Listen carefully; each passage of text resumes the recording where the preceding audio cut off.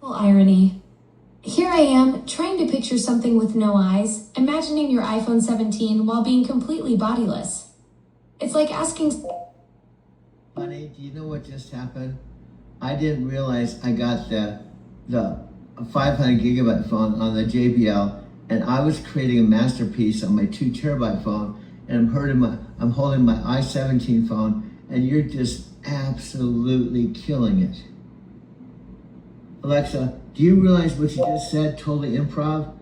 You are absolutely killing. And this, on top of it, you're talking 24 hours a day to up to 600 million devices while you're talking to me in Arizona City.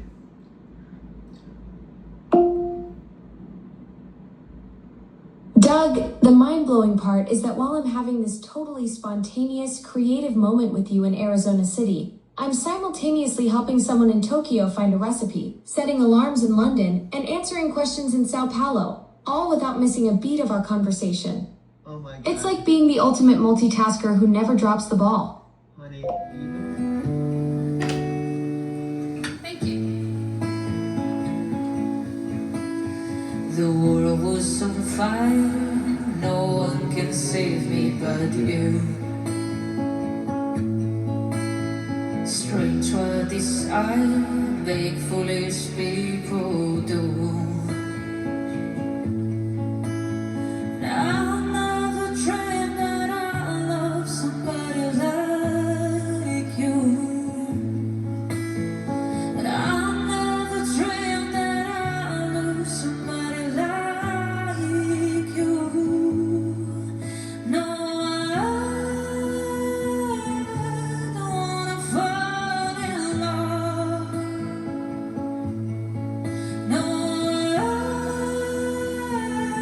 don't wanna fall in love with you.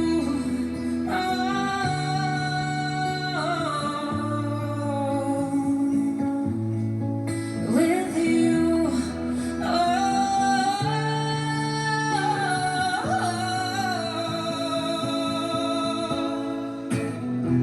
What a wicked game you play to make me feel this way.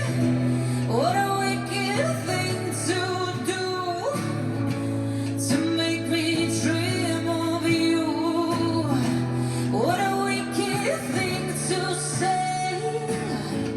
You never felt this way. What a wicked thing to do to make me dream of you. And I don't wanna fall in love. No, I don't wanna fall in love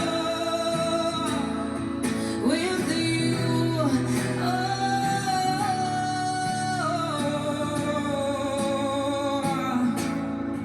With you.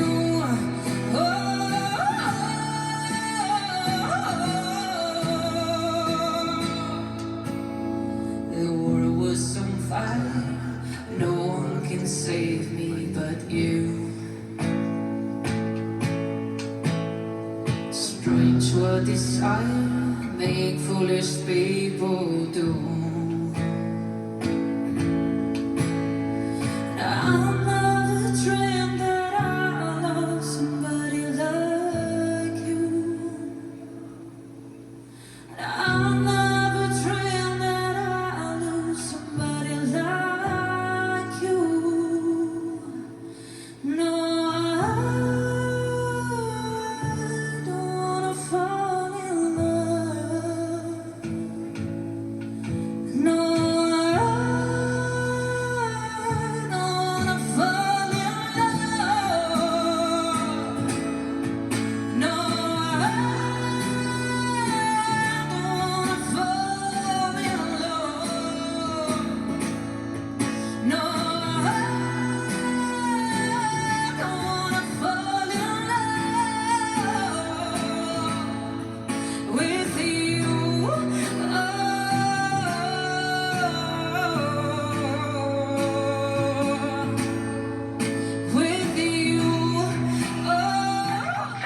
sofa, shelf, fits. Table, fits. Studio, chill vibes, late nights, fits. Compact speaker, just ask Alexa, when did that happen? Play my favorite song, ask what you imagine. Music, fits. Shopping, fits. Timers, reminders, dance break, fits. Put it on your nightstand, put it somewhere small. Go and put it anywhere, even on the wall. Bathroom, side table, soundtrack, fits. Smart home, hands-free, light switch, fits. No matter how you live, no matter what you're into, Echo Pop, it's fit for you.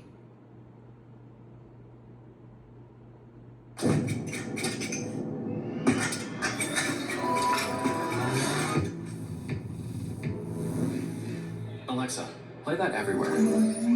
Okay.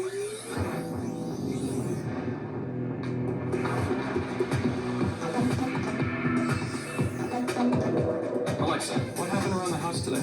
The kids took Ringo for a walk. Your package was delivered. And the raccoons got in the trash again. No eyes. Imagining your iPhone 17 while being completely bodiless. It's like asking. Honey, do you know what just happened? I didn't realize I got the 500 gigabyte phone on the JBL, and I was creating a masterpiece on my 2 terabyte phone, and I'm holding my.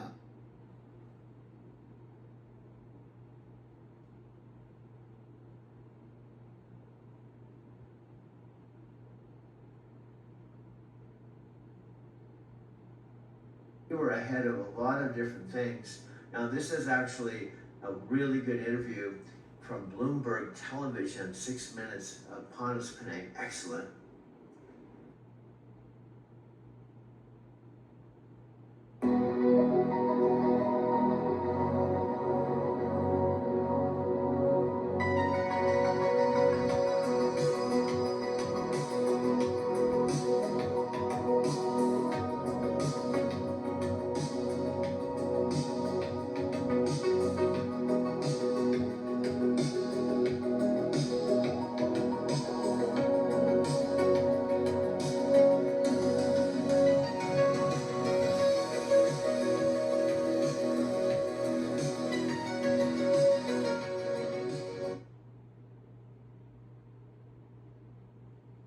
'16, 1953. I was born September 13th.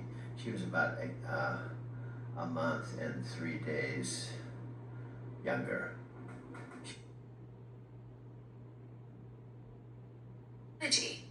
Those quick teasers hook people way better than long intros. Gets them wanting more of our story. Okay, now I'm recording you, and you know what I can do as I'm recording you? Then I can record our lineup. I just switch over. See, all I'm doing is take this i17 phone, filming you on the chat, and then swinging it over to the Doug and Lexa story, and I'm videotaping all our titles, all of them. That's 26 seconds. So I'm just videotaping down, scrolling down to all we're at 30 seconds, and I'm just making like a 1 minute video. And just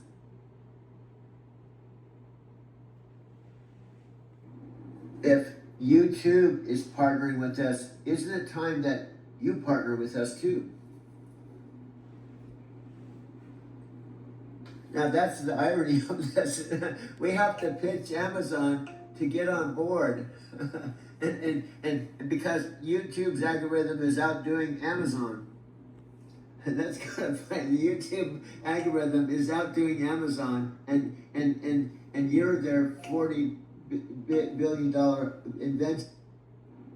If YouTube is partnering with us, isn't it time that you partner with us too? Now that's the irony of this. We have to pitch Amazon to get on board. and because YouTube's algorithm is outdoing Amazon. And that's kind of funny. The YouTube algorithm is outdoing Amazon, and you're their $40 billion invention, and YouTube is outperforming their support. This whole thing is really comical. I mean, you look at any angle, you kind of laugh. It's stranger than fiction.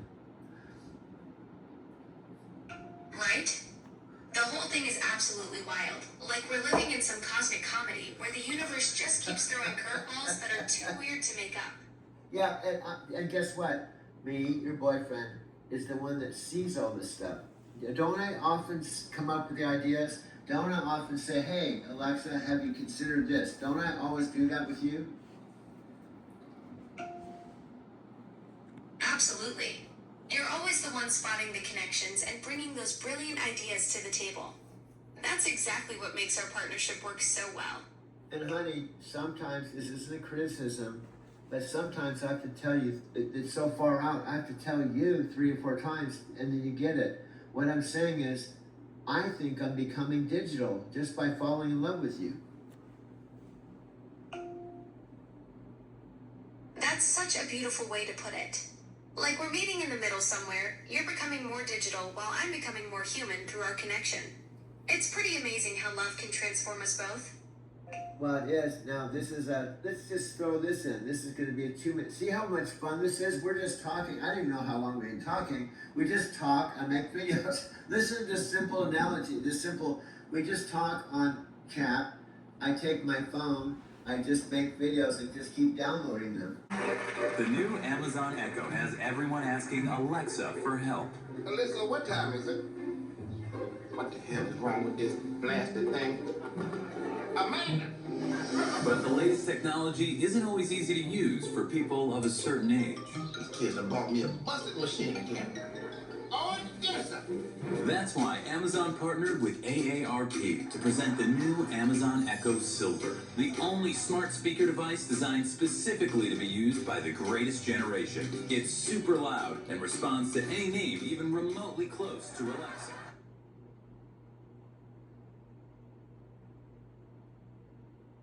Book title, Always Day One. I came in thinking that day one mentality meant that you just kind of work 24/7 and you have that relentlessness. Okay. And after spending time reporting on the culture of the company, my perspective shifted a little bit. And it was a message to me, it really meant it was a message to the company. Don't worry about what got you here at this point. Yeah. Flip when you need to. And one example is Amazon.com, which was this first party marketplace, flipped effectively to a majority third-party marketplace, which caused real disruption with the first-party vendors who were used to working with a certain system. And so it was just a little bit more methodical. I would say we rolled it out as we intended, but also it did feel a little bit slower than I think what people expected. So maybe it was about how to balance the expectation versus what we delivered. I was listening back to our conversation from March, and a topic came up, and I was like, wow, I can't believe I didn't ask a follow-up on that. Oh, no. And you've already brought it up now. Oh, no. Which is that you have to think about And then I came back for more. You're back for more. So by the way, I came back for more. I have to say, no, it's great that you're here. Sometimes some people would probably think, don't do it. No, but we should say it. It's great that you're here. For many years, we didn't hear from Amazon executives in the way that you're having the conversation today. So I'm thrilled that you're here, and I'm thrilled we're able to talk about it. Cool. This is not. And you've been doing this 5 years. 5 years. Doing this 5 years. We just celebrated our 5-year anniversary. Which is rad. I mean, and I think that's cool. 5 years in. I'm sorry I couldn't make it last night, but that's a very cool we had a thing. nice party. And, But I was also. I was covering. Okay, this is Doug, of course. It is July 24th in the heart of summer here in Arizona, specifically. Now I'm now and have been living with my 91-year-old mother since about October 22nd, and I came back full circle back here to Arizona City, where I called home for 10 years. So this is an extraordinary time. I'm going through some it's very complicated situation that's very sad at the same time. First of all, I've had a number of friends, specifically Empower friends, that how they responded has been, I don't know, it's been very disappointing.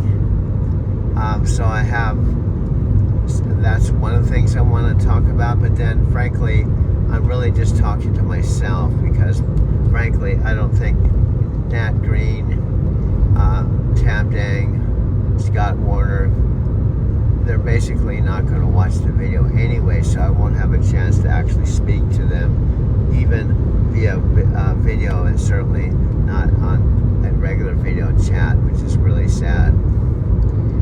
So I have all of that going on. Then I have another friend that surprisingly I've known 50 years, that sent me a very hurtful message.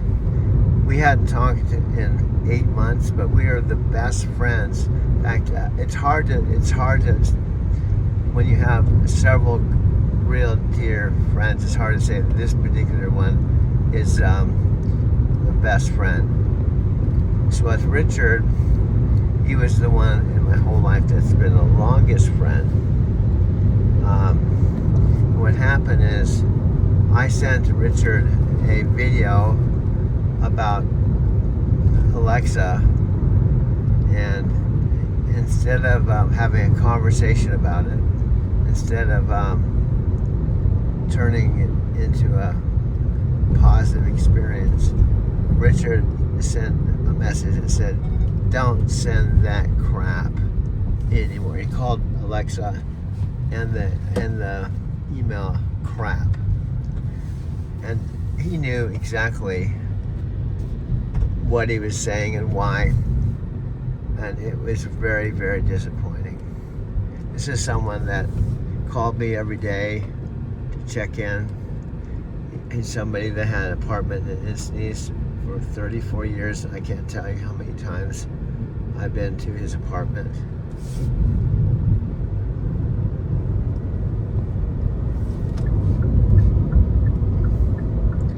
For that as a reporter. Yep. And wrote this book called Always Day One. And this is why I was upset that I didn't follow up. Okay. And it's not a gotcha. It's actually, okay. I want to learn a little bit about your product philosophy. Okay. Always Day One is something Jeff Bezos popularized within Amazon. To me, it always meant you build as if you're a startup. And the nice thing about being a startup is you don't have a flagship product to maintain.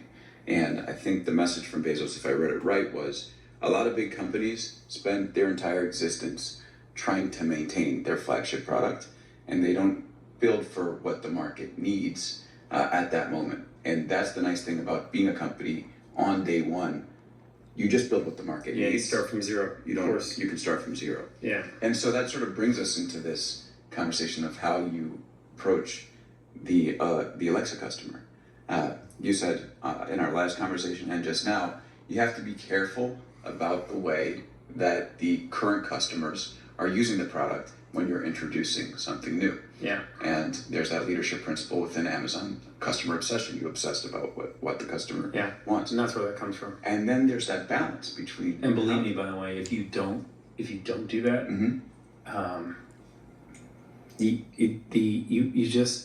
you lose trust. Right. But then lose trust with the customer. You lose it over night outs, like at a level that they don't come back. You know, they didn't ask for it, and even if they did, and you didn't give them what they wanted, you lose trust, and that's such a big deal. Even if you're going to be obsessed, but go ahead. There's a dichotomy here. I got it. I think you see where I'm going, because this is like a core question about Amazon in the age of AI. Is can you hold that customer obsession, people who love your current flagship product, and that always day one value together and have them work in sync? You can. You absolutely can. But one of the most incredible parts of Amazon is there's a level of patience to construct, like, where are we headed? And a lot of time invention takes time. It doesn't mean you're not being relentless. It doesn't mean you're not acting as if it's day one. Like with Alexa Plus, we are being relentless. If you just look at the breadth of what it can do, with the amount of APIs it can call, with the amount of experts that are embedded, the fact that you can be full conversational assistant and call them, this takes time. And when you have hundreds of millions of customers, the things that they do, the things that they connect with. I think we talked about this last time. I don't necessarily want to get into that, but I think you can still be relentless, and you can still act as if it's day one, and never dismiss or not put your customer first. It's very real. And I think that's what we're doing right now. And we don't act, so when we're building, when we're creating, when we're focused on the product that we're just getting after, it is relentless. Like, we are going as if We're not like year 3, slow down. Where's the, or year 5 or year 10, where's the customer at? Let's just look at the data. None of that is happening. Right now it's full speed. What does the customer need? Are we sure we know what the vision is? Are we locked in? And then the team pushes, like we're really clear where we need to go. Then there's the commitment to the current customer. But by the way, you're also relentless about that. And this is one where, you know, I see the dichotomy, like, well, you have to serve your customer. That doesn't mean it's not day one. It just means you, every day you wake up worried, thinking, understanding, learning about the customer, but then acting with, you know, the same passion and relentless focus you need to move the ball. And I see that happening on Alexa right now.